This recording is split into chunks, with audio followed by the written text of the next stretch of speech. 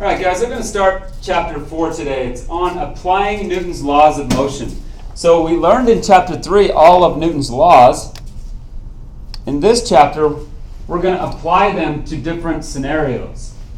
And one of the big differences about this chapter is that we're going to introduce forces at an angle. Okay, so we're going to see this sign a lot. We're going to deal with angles. Like this guy right here is pulling down, but it's kind of at an angle down. And so how does the force, how do you calculate the magnitude of that force when it's on an angle? Some of the things that we're going to look at is like inclined planes or ramps, where there's going to be some angle here. And we're going to look at how to calculate the force on different angles like that. We'll also look at so inclined planes. We're going to look at pulleys. We're going to study pulleys a lot in this chapter.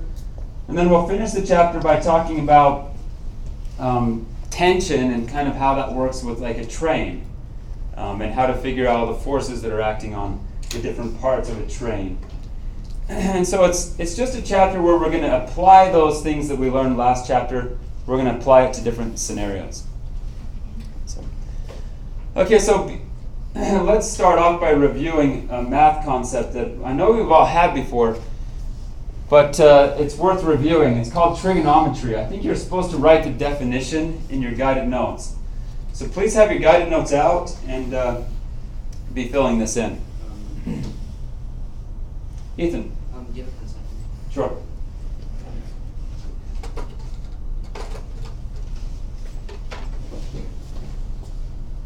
Okay, so like it says here, trigonometry is the study of right triangles and the relationship between its sides and its angles. So in order for trigonometry, for you to do trig, you've got to have a right triangle. Who knows what a right triangle is? Triangle with the right angle in there. Yeah, it's a triangle with a right angle. And how many degrees is a right angle? 90 degrees. And a lot of times what you'll see, guys, is a little box on the angle that's the right angle, that 90-degree angle. And this just tells you that it's a right triangle. That angle is 90 degrees. So a right triangle is a triangle with a 90-degree angle. It has to have a 90-degree angle. If it doesn't, can you use trigonometry? No. So it has to be a 90-degree triangle. Okay, so we're going to review right triangles. In relation to angle, now this sign right here is another Greek letter. It's called theta. Okay, whenever you see that, that's talking about the angle that we're looking at. So this is the angle right here that I want you guys to look at. So in relation to angle theta, the sides of the triangle are, there's a hypotenuse. This is the hypotenuse, so this side here. And the hypotenuse is always the longest side. The reason that it's always the longest side is because it's across from the largest angle. So if you're across from the largest angle, you're going to make the largest side. So this side here is the hypotenuse, and will always be straight across from this 90-degree angle.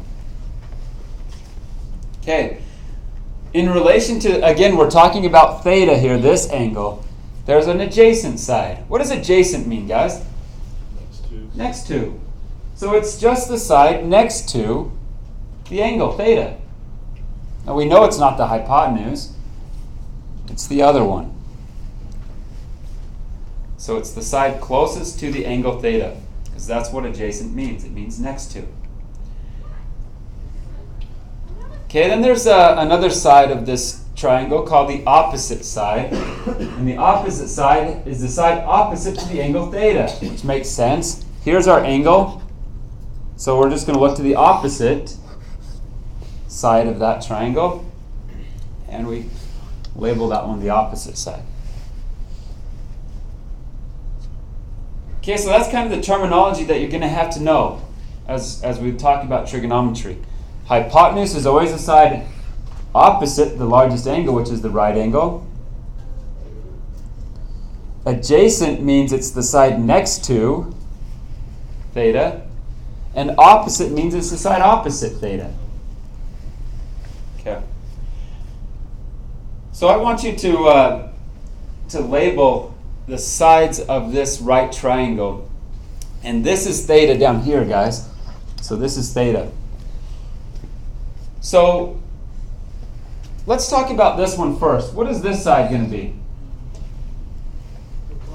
Hypotenuse. How do you know that?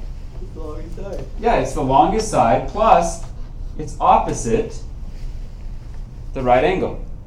Okay? So that's the hypotenuse. Which one would be the adjacent side? Again, it does matter where I'm talking about. This is the angle theta I want you guys to look at. Which one's adjacent? Which one? Bottom one. Yep, I agree. Because it's next to that angle.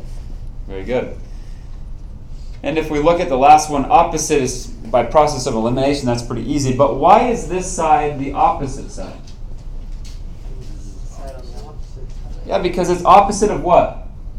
Theta. It's opposite of theta. That's what it means. Okay. Okay, good job. Now let's get into the trig functions. There's three basic trig functions. Number one is sine, two is cosine, and three is tangent. So sine, cosine, and tangent.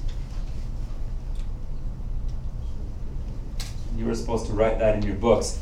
So sine, cosine, and tangent. We're going to talk about each one of these individually coming up in the next few slides. We'll tell you what they mean.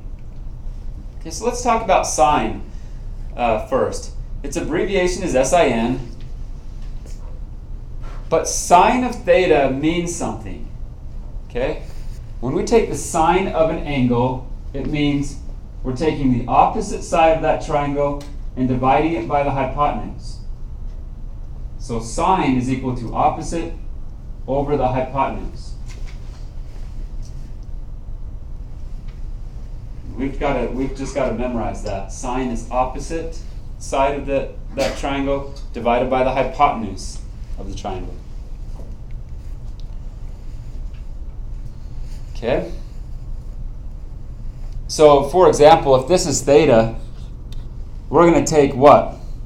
Whatever the length of this side is, and divide it by the length of the hypotenuse. And that will tell you the answer. Okay, let's talk about cosine. Abbreviation for cosine is COS. And here's what cosine of theta means. The cosine of theta means the adjacent side of the triangle divided by the hypotenuse. So cosine is adjacent over hypotenuse. So if we're going to do the cosine of theta here, we're going to take the adjacent side, whatever the length of this side is, and divide it by the hypotenuse.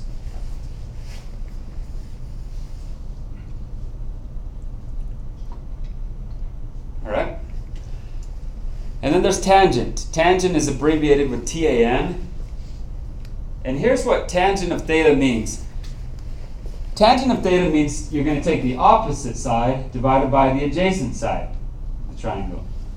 So if this is our angle we're talking about, we're going to take the length of this opposite side and divide it by the length of the adjacent side.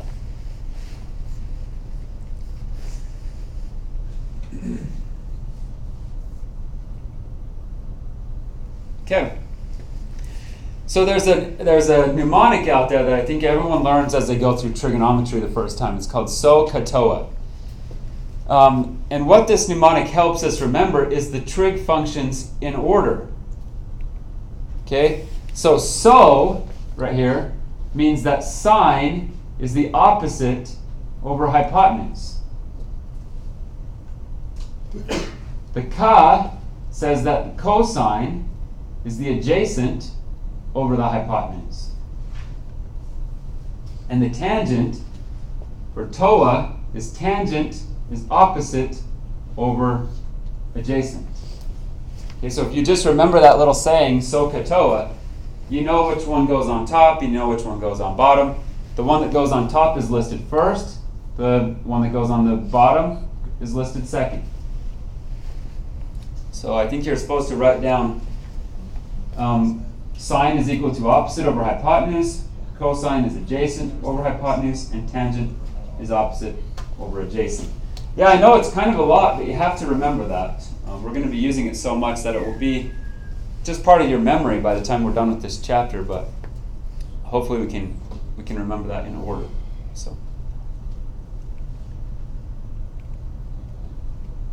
Okay, so let's talk about what the trig functions are used for. The trig functions can be used to calculate the other sides if one side and an angle are known. But you have to know at least one side and an angle to calculate the other sides. Okay, we can also use the trig functions to calculate an angle, but you have to know at least two sides. And then you can calculate an unknown angle. If it's a 90 degree, if it's a right angle or right triangle, wouldn't all the angles be always the same? No.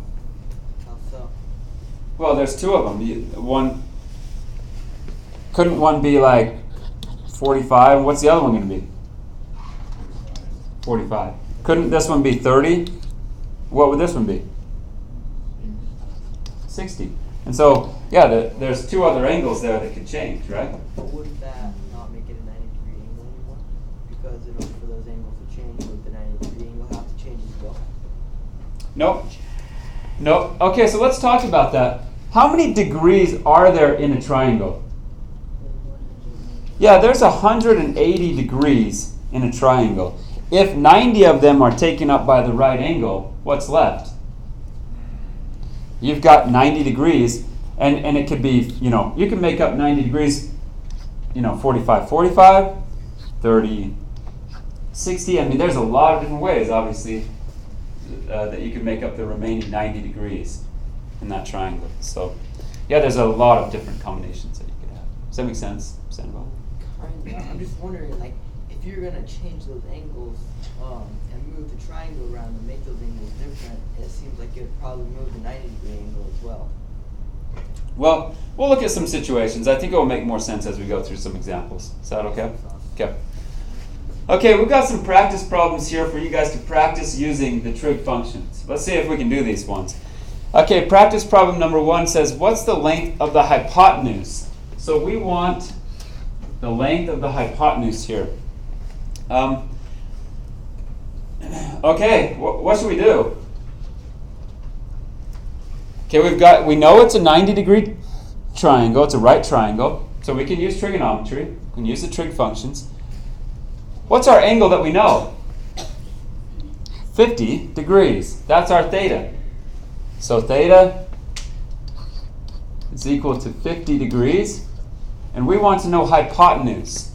What I always do if you're just learning trigonometry, guys, and I think this will help you, is to write out SOHCAHTOA. How do you write it out? S. Help me out, guys. S O H C A H T O A for TOA. Okay, if you write that out, I promise it will help you. Now here's why. Okay. If this is our theta, what sides do we have? Do I have a side? We have this side, which is what? This is the adjacent. Okay? And I want to know the hypotenuse. So is there a trig function with adjacent and hypotenuse in it? What is it? Adjacent and hypotenuse. Wouldn't it be this one? Adjacent hypotenuse. So we're going to use cosine. Right? So cosine, here's how you would solve this problem.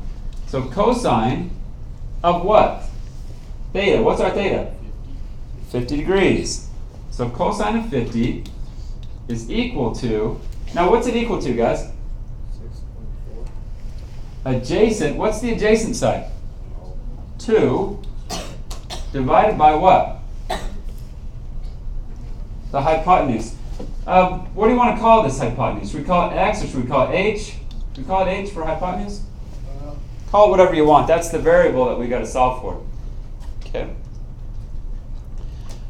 Okay, now I want to get h by itself. Now let's just use algebra. How do I get h by itself? Obviously, we don't want it on the bottom there. Times it by h by itself. Okay, I'm going to times both sides by h, the hypotenuse. What happens over here? Well, it cancels out. So we got h cosine of 50 is equal to 2. Let me rewrite that. H cosine of 50 is equal to 2. Now, how do I solve for h? I want it by itself. What do I do?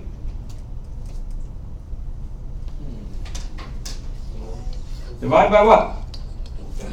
Cosine of 50. Yeah, we wanted to get it off that side, so we put cosine of 50 on the bottom. Cosine of 50 divided by cosine of 50 is 1.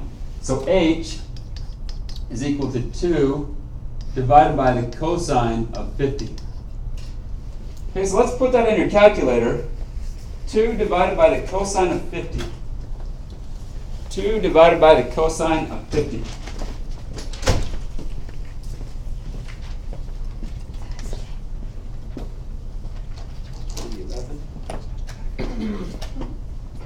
Okay, and what do you guys get? H is equal to what, guys?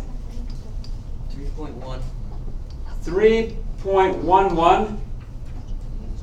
Did it tell us what it was measuring in? Let's just say it was meters here. So that would be 3.11 meters.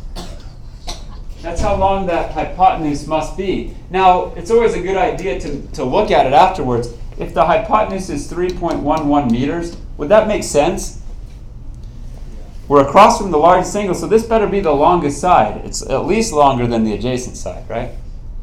So, yeah. Okay, the answer was 3.11. Does that make sense, guys, how we did that? Okay, let's try another one. I want you guys to try this one on your own, okay? Write out SOHCAHTOA first.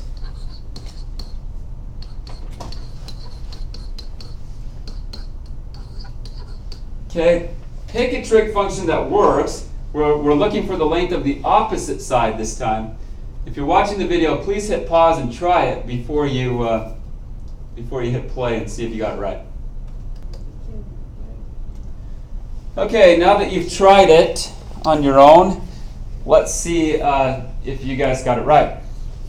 Okay, this one is saying, on practice problem number 2, it says, what's the length of the opposite side? So we're trying to solve for the length of this guy down here. Okay, our angle theta is equal to 50 degrees. So theta is equal to 50. Now, we already wrote down SOHCAHTOA. That's going to help us pick a trig function that we need to use. But let's look at this and decide which one. Okay, obviously it's got to have opposite in it. So could we use cosine? No. That's adjacent over hypotenuse. We can already eliminate that one. We need to have a trig function with opposite in it in order to solve for it, right? Okay. So let's look at what we have. We need opposite, and what else? What other one do we have? Well, we have, what do we call this side, guys? Adjacent. And we also have this side, which is called what? The hypotenuse. So, I don't know, could we use this one? Sine is opposite over hypotenuse? Could we use that? Sure. Could we use tangent? Tangent is opposite over adjacent. Could we use that one? Yeah, you could have used either one of these guys. I'm going to solve it using sine. How many of you guys picked sine? Okay, I'm going to solve this one using sine. So sine, let's use this one now, which means that sine of theta, okay, what's our theta? 50 degrees is equal to the opposite. So I'm going to put opposite on top. I'm just going to put it as OPP divided by the hypotenuse now is 3.11 1. Okay, now we're solving for opposite. How do we do that? We want to get opposite by itself. We want to get rid of this 3.111. Multiply. Good. Multiply by what? Okay, that will get it to cancel out on that side. Let's times this one by 3.111 as well. Okay. And so my opposite side is equal to 3.111 times the sine of 50.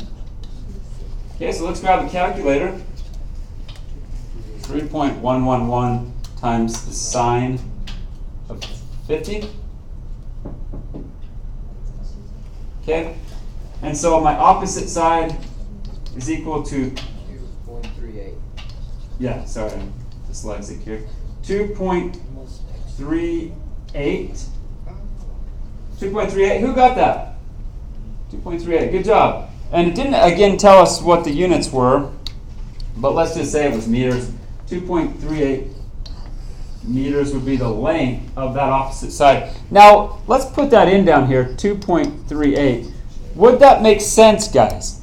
My adjacent side is 2, the opposite's a little bit longer, and the hypotenuse better be the longest side. Is it? It is. So it's always good to check yourself when you're done and make sure that it makes sense. Okay. And yeah, you could have used tangent. If you did, you would have got the same answer. Okay, I've got one more. Okay, this one's a little bit different. I want you to try it again on your own, though. On this one, we're solving for the angle theta. So you've got to know two sides. That's the hint. You've got to know two sides, which it gives us the two sides here and here. Okay, so I'm going to hit pause. Try it on your own before you hit play and see if you got it right. Okay, let's see if you got the answer right here. So what I always do with trig problems when I first learned it was I always wrote out so, ka, toa. Okay, I just always do that. I don't do it anymore, and you'll get to the point where you just know these things so well that you won't have to do that. But I think as you're learning it, write so, ka, toa out. Okay. We want to. This one's a little bit different because we're not looking for a side. We're looking for an angle. Okay, here's the angle that we're looking for.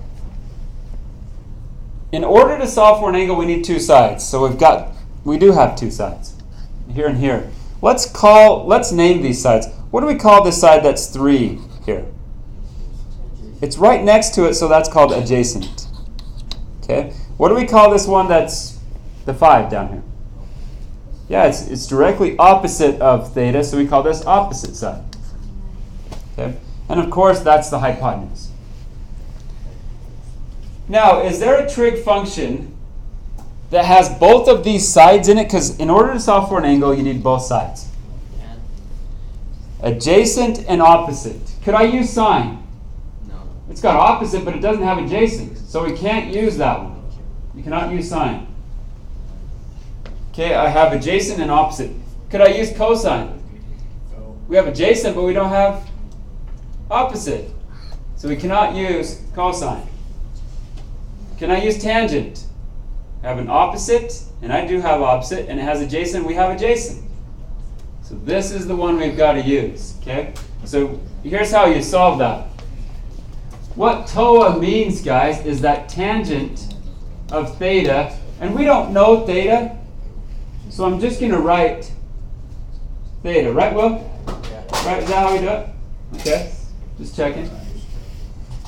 Tangent of theta is equal to what, guys?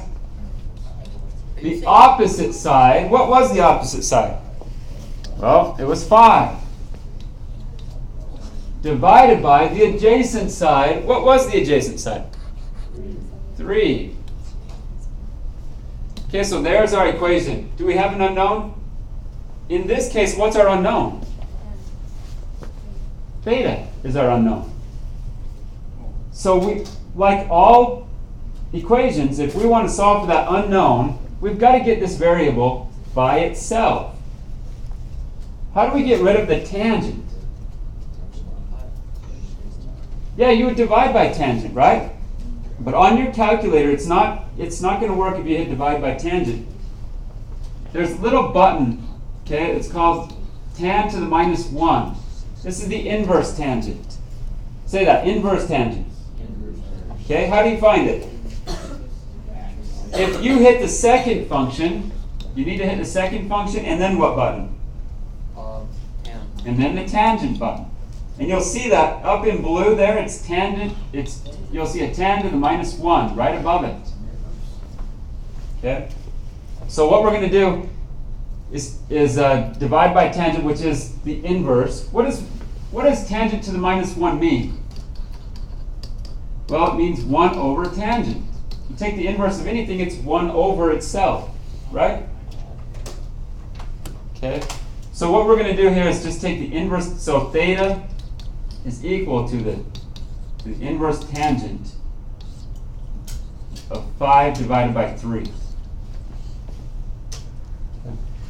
By dividing it by 1 over, or timesing it by 1 over tangent here, it cancels out. And so we get this. So please, on your calculator, try this. I want to see if you guys can get this. Inverse tangent of 5 divided by 3. What do you guys get? 59.33. Tangent is equal to 59 degrees. Okay. Tangent is 59 degrees. Now let's look at it and make sure that makes sense. Could this angle be 59, guys? Yeah, I think so. I mean, the opposite side is a little bit longer than the adjacent, so it's going to be a larger angle. That makes sense to me. Okay. All right. Hopefully that's a good review of trigonometry, guys, and hopefully that comes back to you pretty fast. To give you some more practice on this, I've got a worksheet in the student workbook, and it's called Trigonometry Worksheet. So please go there and get some more practice with this trigonometry and using the trig functions. And hopefully that helps.